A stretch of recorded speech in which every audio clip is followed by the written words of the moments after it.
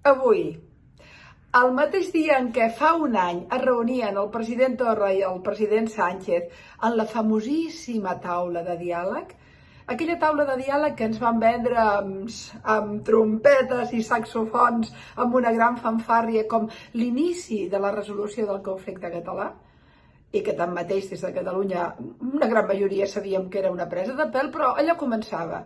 Doncs just per celebrar l'aniversari, avui 22 persones que es van manifestar al tall de l'Espartús, recordaran, han anat a judici.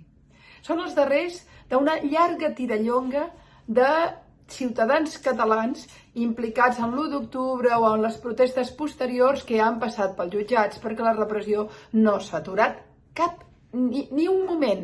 No només no s'ha aturat, sinó que ha empitjorat la llei Mordassa, han empitjorat els empresonaments, el cas del raper Hasél és el darrer, però no és l'únic, i mentrestant hem pogut viure escàndols de corrupció brutals vinculats a una monarquia que no només és corrupta, sinó que està protegida i que pren el pèl a la ciutadania.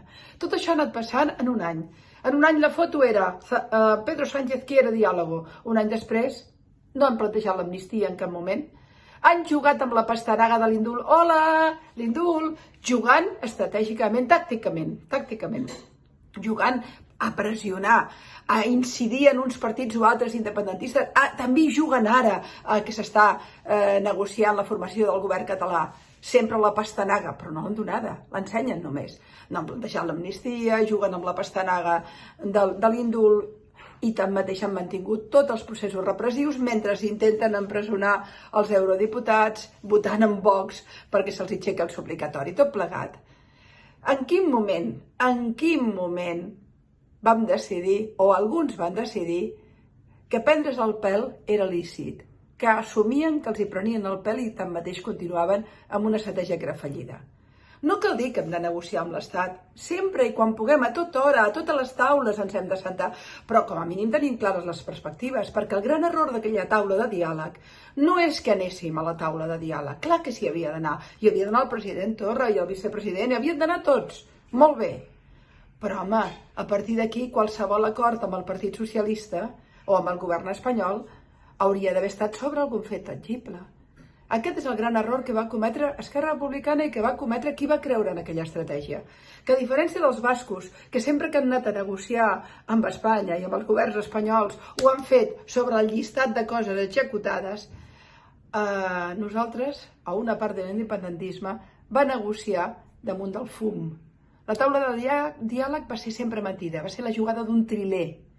Pedro Sánchez és un pèssim president, però és un gran supervivent i sobretot un gran tàctic.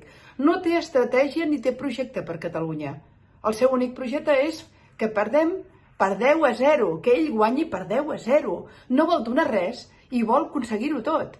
I mantenir la repressió. I mantenir l'actitud de submissió. De manera que està clara la seva estratègia i el seu projecte, és a dir, cap projecte, cap estratègia, tactisme pur i dur per anar fent propaganda. Però que ho faci Pedro Sánchez és una cosa, que ho comparem nosaltres és una altra. Per tant, avui, un any després de la fallida, mentidera, fake taula de diàleg, en la qual ens van voler aixecar la camisa i se'n van sortir amb alguns, un any després hem de dir que els ciutadans, que els catalans independentistes, que tenen un conflicte obert amb l'Estat, que l'independentisme té un conflicte obert amb l'Estat i Catalunya té un conflicte obert amb l'Estat. Aquest conflicte només es pot plantejar sobre fets tangibles, mai sobre preses de pèl. La boleta, trileros, la boleta, mira, taula de diàleg per aquí i per allà, i la boleta mai no té res. Quan aixeques el got no hi ha res. Un any després de la taula de diàleg, la constatació. Era una fake, era un fake diàleg, era una presa de pèl, era la darrera jugada d'un estafador.